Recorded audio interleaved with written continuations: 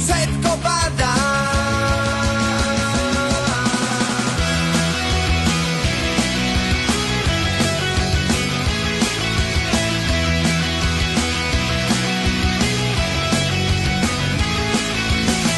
Chcela by si vedieť prečo, keď sa večer dívaš na správu.